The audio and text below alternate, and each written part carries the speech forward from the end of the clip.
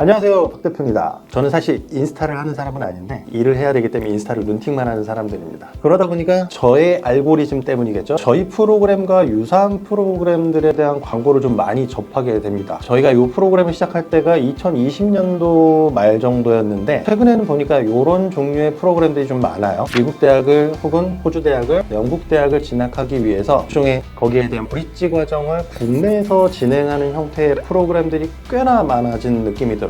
제가 오늘 프로그램이 어떤 프로그램이다 정확한 명칭을 제시하지는 않을 겁니다. 저처럼 관심이 있으신 분들이라면 제가 어떤 프로그램을 이야기하는지는 다 알고 계실 거라고 생각을 하고, 그 프로그램들과 저희가 운영하라고 있는 ACT 국제 전형 프로그램과의 차별성이라든가 어떤 장점과 어떤 단점을 가지고 있는지 이런 부분들을 여러분들과 한번 이야기를 해보려고 합니다. 오늘도 기대해 주시죠. 그럼 대표님, 가장 큰 차별점이 무엇이라고 생각하시나요? 사실 가장 큰 차이점이라기보다는 프로그램들을 쭉 살펴보면서 느꼈던 가장 큰 느낌은 프로그램이 매우 쉽다. 말 그대로 학비를 내고 프로그램 과정에 참여하는 것만으로도 대학 진학이 가능할 것으로 보인다라는 게 제 느낌이었어요. 사실 근데 이런 부분들이 학생들한테는 꽤나 큰 매력일 거라고 저도 생각을 합니다. 어떻게 보면 저 또한 그랬고 우리 부모님들도 그렇고 우리 학생들도 그렇고 뭔가 큰 노력을 하지 않고 좋은 결과를 얻는 것 얼마나 좋아합니까? 그러니까 열심히 가서 복권도 긁고 이러는 거겠죠. 그런데 사실 이런 대학에 진학을 한다던가 공부를 하고 뭔가 연구를 한다라는 측면에 있어서 노력과 결과는 비례할 수밖에 없는 겁니다. 만약에 준비를 열심히 안 한 학생이 어느 날 갑자기 운이 좋게 서울대학교에 갔다고 볼게요. 이 친구는 과연 졸업이 가능할까요? 물론 우리나라는 입학만 하면 어떻게든 졸업이 가능한 그런 구조로 되어 있긴 합니다. 물론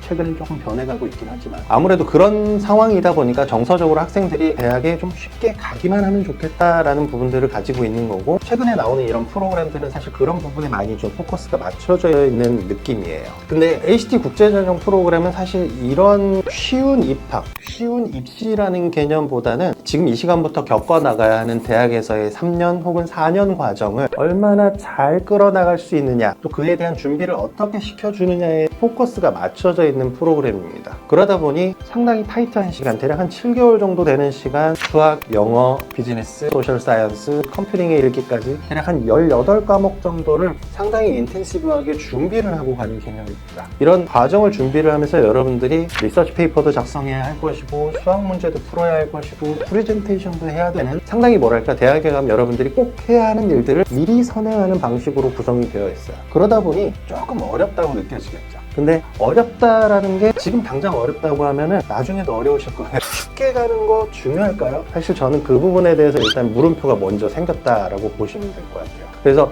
가장 큰 차이점이 쉬운 입시보다는 좀 정확하고 바른 입시에 포커스를 맞춰져 있는 게 저희 ACT 국제전형이 아닐까 그렇게 생각을 합니다. 또 다른 점은 없을까요? 제가 프로그램들마다 비교 분석을 쭉 해봤어요. 여러 가지 프로그램들이 있더라고요. 국내에서 1년 정도 공부하고 나서 영국을 가는 프로그램도 있고 호주를 가는 프로그램도 있고 저희 프로그램들처럼 미국에 포커스가 맞춰져 있는 프로그램도 있고, 그리고 프로그램의 기간이라든가 누가 주최해서 운영을 하느냐 이런 부분도 다 비교를 좀 해봤는데 무엇보다도 가장 큰 차이점은 그거더라고요. 어떤 대학에 진학을 할 수 있느냐, 이게 가장 큰 포인트 같더라고요. 영국이나 호주 대학들 같은 경우, 말 그대로 영연방 대학들 같은 경우는 학생들한테 입학의 기회를 조금 열어주는 편이긴 합니다. 그리고 열어주는 만큼 자연 도태되는 학생에 대해서도 어느 정도 용인을 해주는 분위기예요. 캐나다의 밴쿠버의 가장 유명한 대학 UBC 대학 같은 경우는 300명이 입학을 하면 한 학기가 지나고 나면 150명이 남습니다. 다시 1년이 지나고 나면 100명조차 남지 않아요. 말 그대로 기회를 주는 겁니다. 자, 들어와봐. 너가 얼마만큼 하느냐에 따라서 너가 대학 생활을 계속 진행해 나가느냐 그렇지 않느냐가 결정이 될 거야. 그리고 학생들이 이 부분에 대해서 충분히 받아들입니다. 내가 아직 준비가 덜 되어 있구나 라고 판단합니다. 지금 나와 있는 시중에 여러 프로그램들 중에서 호주나 영국 대학을 가는 프로그램들은 사실 호주와 영국에 있는 상당히 명문 대학으로 진학할 수 있는 기회적인 측면은 갖추어져 있습니다. 물론 그 다음에 학생이 잘하는 게 제일 중요하죠. 그러나 미국 쪽으로 가는 프로그램들 같은 경우는 진학 가능한 대학의 레벨이 좀 많이 다른 편이에요. 제가 심지어 최근에 봤던 프로그램은 국내에서 영어가 좀 부족한 학생들도 할 수 있어요. 국내에서 2월 과정을 대략 한 6개월 정도로 진행을 하면서 일종의 한국으로 치면 사이버 대학 프로그램 혹은 방송통신대학교 프로그램 이런 부분들을 같이 겸하는 형식의 프로그램인데, 이 프로그램 같은 경우는 진학 가능한 대학을 보니까 무슨 주립대학 이런 식으로 겉으로 보기에는 꽤나 좋은 대학처럼 보이긴 하는데, 제가 그 내셔널 랭킹을 보여드리면 깜짝 놀라실 거예요. 한 352, 322 이 정도 되는 대학들이에요.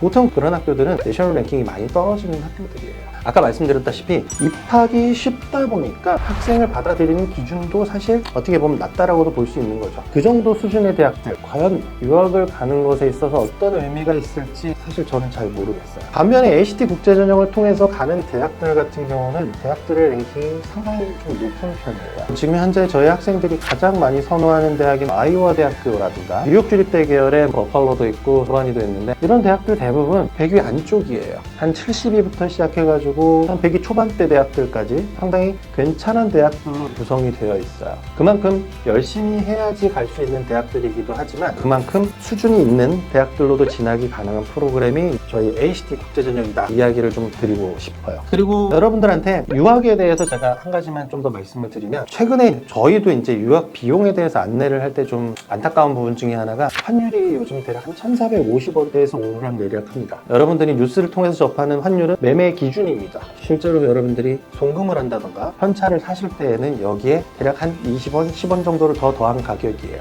그러다 보니까 예전에는 여러분들한테 제가 미국 대학교, 주립대학교 학비가 얼마나 됩니까? 이러면은 1년에 한 4천만 원 정도 합니다 라고 말씀을 드렸어요. 왜냐하면 대략 한 3만 2, 3천 불대 대학들이 예전 환율 대략 한 1,100원대, 1,200원대 정도 수준이라면 대략 한 4천만 원 정도였는데, 요즘은 가격이 너무 많이 올랐어요. 학비, 기숙사비, 생활비 포함해서 1년에 한 7, 8천 써야 되는데, 그 7, 8천만 원이라는 돈을 대략 한 4년 정도를 써야 된단 말이죠. 근데 그 정도 돈을 쓰고 나서 본인이 얻어갈 수 있는 게 무엇일까 생각해 보셨으면 좋겠어요. 차라리 그 돈 아껴서 뭔가 벤처를 한번 시작해 보시는 것도 권해드리고 싶어요. 쉽게 입한 학생들이 진학을 했을 때 수업 진도를 따라가는 것 위에 현실적으로 부딪히는 사례가 있을까요? 우리 그냥 아주 심플하게 이야기를 해보자고요. 미국의 대학들이 되게 많아요. 이 대학들이 결국은 국제학생을 받는 이유는 상당히 재정적인 이유입니다. 국제학생이 들어오면 말 그대로 인스티튜션이 아니라 아웃 오브 스테이튜션 학교에다가 내게 되는 거고, 그걸 통해서 학교는 조금 더 풍족하게 재정을 꾸려나갈 수 있는 것인데, 상위권 대학으로 가면 갈수록 굳이 이렇게 학생을 유치하는 부분에 있어서 기준을 낮춰서 받을 필요도 없고, 활발한 활동을 하지 않아도 학생 모집에 있어서 크게 어려움은 없어요.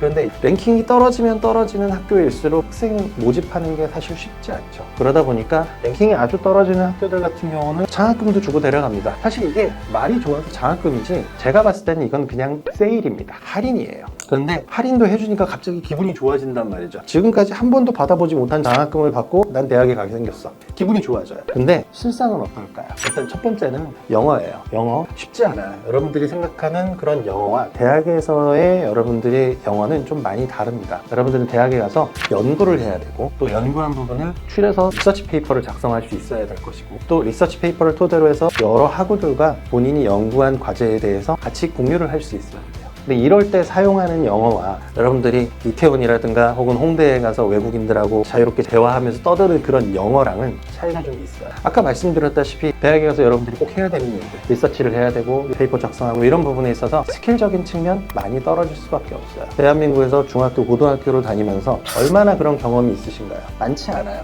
한국에서의 교육 자체가 어떻게 보면 그런 교육의 기회가 많이 적기 때문이에요. 여러분들이 잘못한 게 아니라 이 교육제도 안에서의 경험이 그만큼 부족해질 수밖에 없는 거죠. 그런 이유로 해서 대학을 갔는데 중도에 F를 받는다던가 이런 형식으로 해서 한국으로 돌아오는 경우의 수를 여러분들 주위에서 상당히 쉽게 찾아보실 수 있으실 겁니다. 그런 부분들도 여러분들이 꼭 참고를 하셔야 되는 부분이에요. 다시 한번 정리를 해드려 볼게요. 아까도 말씀드렸다시피 여러분들은 대학에 가서 어떤 걸 할지에 대해서 생각을 해보셔야 돼요. 한국과 달리 미국은 스스로 능동적인 리서치를 요구하는 그런 학습 환경입니다. 한국처럼 교수님이 이야기해 주는 걸 달달달 외우고 해서 시험 답안지를 쓰는 것만으로 여러분들의 역량이 커나가는 그런 곳이 아니에요. 그럼 여러분들이 지금부터라도 뭘 공부해야 될까요? 리서치하는 방법을 배워야 할 것이고, 본인의 생각을 논리 정연하게 작성할 수 있는 방법을 배우셔야 돼요. 그리고 그것들이 모두 영어로 되어야 합니다. 말 그대로 실질적인 대학에 있어서의 스킬적인 측면, 스터디의 스킬을 배우실 필요가 있어요. ACT 국제전형이 여러분들이 좀 어렵다라고 평가를 하기도 하겠지만 그 이유가 이런 부분이에요. 정말 실질적인 대학에서의 학업 스킬들이 들어가기 때문입니다. 이런 부분들을 여러분들이 좀 꼭 참고를 하시고, 앞서 말씀드렸던 것처럼 쉬운 입시보다는 앞으로의 여러분을 더욱 발전시킬 수 있는 대학에서의 교육을 잘 준비할 수 있는 과정으로서 ACT 국제전형을 그렇게 이해를 해주셨으면 하는 바람입니다. 오늘은 여기까지입니다.